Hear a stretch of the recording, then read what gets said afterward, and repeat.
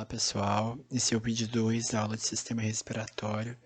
Vamos dar continuidade aí às vias respiratórias. Agora nós vamos falar um pouquinho das vias respiratórias inferiores, tá? Vamos começar falando aí sobre a traqueia, tá? Quem é a traqueia? A traqueia, ela é um tubo formado por anéis cartilaginosos que mantém aberta, tá? Mantém a abertura dela. É como se fosse uma molinha aí, olha no desenho aí, ó, tá? O que que ela faz? Esses anéis cartilaginosos da laringe, da traqueia e dos brônquios impedem o fechamento do tubo respiratório. Então, a gente vai ver que os brônquios, a laringe, a traqueia, eles têm esses anéis cartilaginosos. Ele impede que esse tubo respiratório se feche, tá? Ele sempre vai deixar ele aberto. Ele tem cerca de 1,5 cm de diâmetro e de 10 a 12 centímetros de comprimento. Ela tem comunicação com os brônquios, tá? Tem comunicação com os brônquios aí, que são essas outras ramificações que está aí no desenho também. Alguns exemplos de patologia, doenças que podem ser acometidas na traqueia, tumores que são aí que causam câncer aí, né? E temos os brônquios, que são as ramificações aí da traqueia.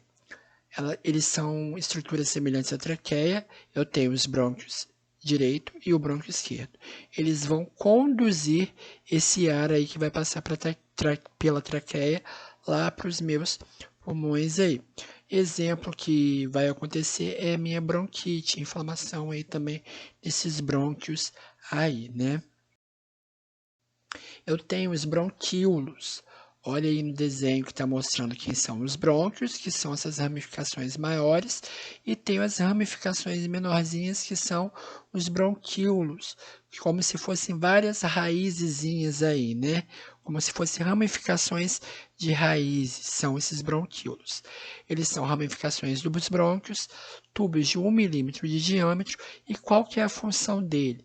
Eles penetram os alvéolos pulmonares, fazendo a troca de gases, que é chamada de hematose, que nós vamos ver aí também. Pode acontecer algumas inflamações também, que são chamadas de bronquiolite, tá? Quem são esses alvéolos? Esses alvéolos, eles vão ser o quê? As menores unidades do sistema respiratório. Eles são as terminações dos meus bronquíolos. Eles são pequenas bolsas com paredes fininhas irrigadas por capilares, tá? É como se fosse um cachinho de uva, esses alvéolos aí. Olha aí no desenho, alvéolos pulmonares. Existem mais de 300 milhões em nossos pulmões. Também pode causar o quê? O enfisema pulmonar, que é a ineficiência desses alvéolos aí, tá? Aí eu entro nos meus pulmões. Quem são os meus pulmões? O sistema respiratório, ele tem dois pulmões, o direito e o esquerdo, tá? Ele é um órgão de forma piramidal, tem forma de pirâmide, tem cerca de 25 centímetros aí, e ele é semelhante a uma bexiga, tá? Uma bola aí, de consistência esponjosa. Ele tem um aspecto cor-de-rosa e está localizado na minha caixa torácica. Como que é a anatomia dele? Ele é dividido em dois segmentos. A gente chama eles de lobos, tá? O pulmão esquerdo, ele tem dois lobos. Aí a imagem é como se tivesse uma pessoa de frente para você, tá bom? Essa imagem que está aparecendo na telinha é como se a pessoa estivesse de frente para você. Se você virar de costas para o seu celular ou para o seu computador, é como se fosse o pulmão direito e o esquerdo, respectivamente. Aí. O pulmão esquerdo, ele tem dois lobos, ele é cortado em dois, se vocês verem aí na imagem. O pulmão direito, ele é cortado em três, ele tem 3 lobos aí, né? O pulmão ele tem as suas principais funções. Quais são as principais funções aí do pulmão? Oxigenar o sangue e eliminar o dióxido de carbono. Além disso, ele permite que o ar que respiramos entre em contato com o sangue que vai circular no meu corpo, tá? Essas são as funções aí dos meus pulmões. Nos pulmões existem as pleuras. Quem são as pleuras? Eu tenho as pleuras viscerais e as pleuras parietais. São membranas que vão revestir os meus pulmões. Elas fazem o quê? Elas se aderem ao pulmão, fazendo com que o pulmão consiga se inflar e desinflar, vamos dizer assim, nos meus movimentos respiratórios. Conforme eu vou puxar o ar, ele infle e ele desinfla, ou seja, ele permite o deslizamento aí dos pulmões e permite que o pulmão fique o quê? Fique umidificado, não fique ressecado e evita o atrito dele com as minhas estruturas internas, com que ele fique esfregando num órgão e outro aí, entendeu? Essas pleuras são como se fosse a película do nosso celular, é a película do meu pulmão. Essas são as pleuras. Elas são chamadas de pleuras viscerais, a que envolve o pulmão pelo lado de fora, e a pleura parietal, que forra o pulmão internamente as paredes da cavidade torácica, tá? Eu tenho também nas minhas vias respiratórias inferiores o meu diafragma. O que é o diafragma? Ele é um músculo presente somente nos mamíferos. É esse músculo aí, essa parte, estrutura mais avermelhada aí embaixo dos pulmões, tá vendo na imagem na telinha?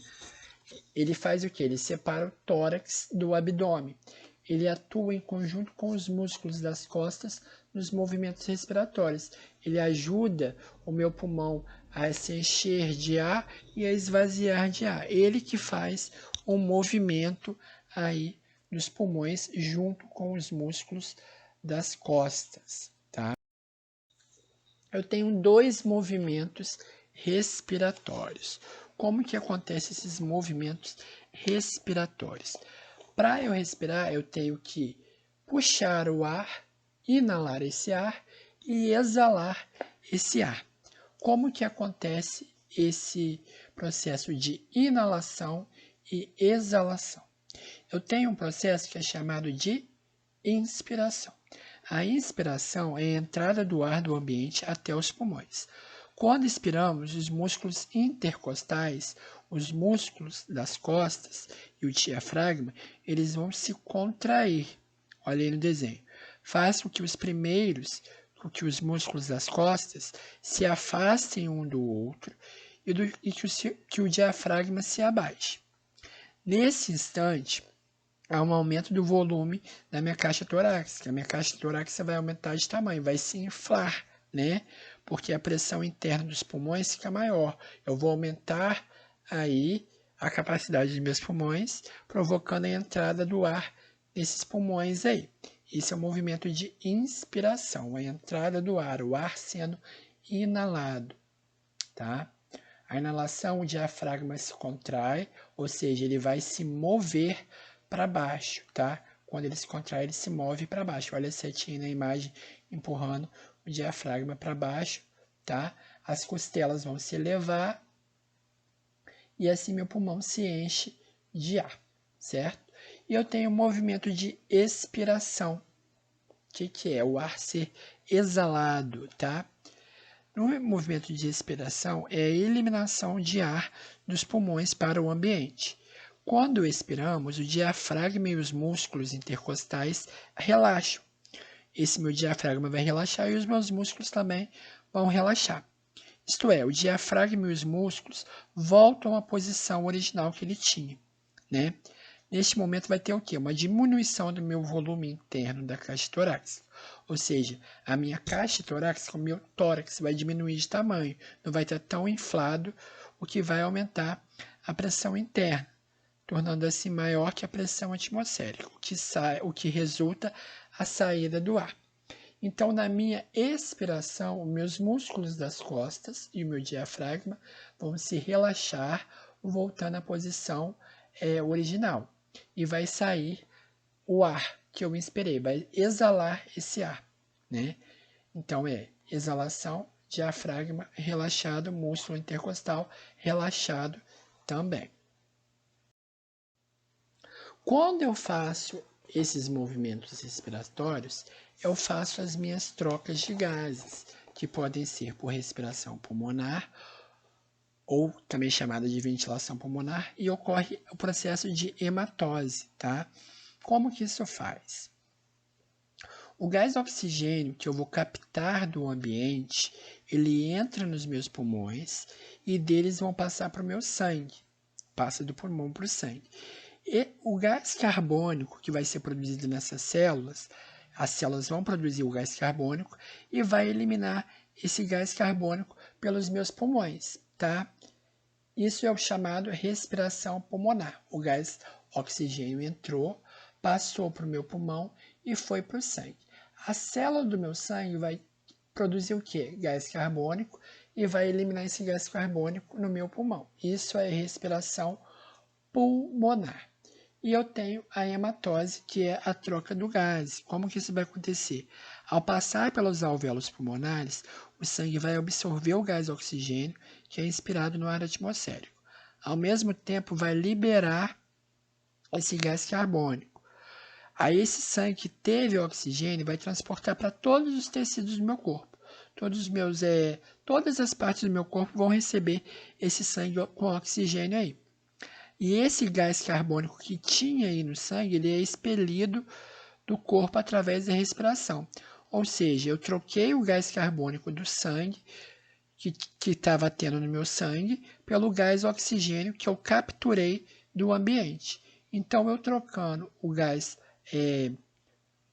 carbônico que era produzido no meu sangue pelo gás que eu inspirei do meu oxigênio, do ar aí, do ar atmosférico, é chamado de hematose, tá bom? Gente, esse é o capítulo 6, sistema respiratório. Vou mandar para vocês atividades deste capítulo e vou mandar também um trabalhinho referente a esse capítulo aí, ok? Até a próxima aula aí.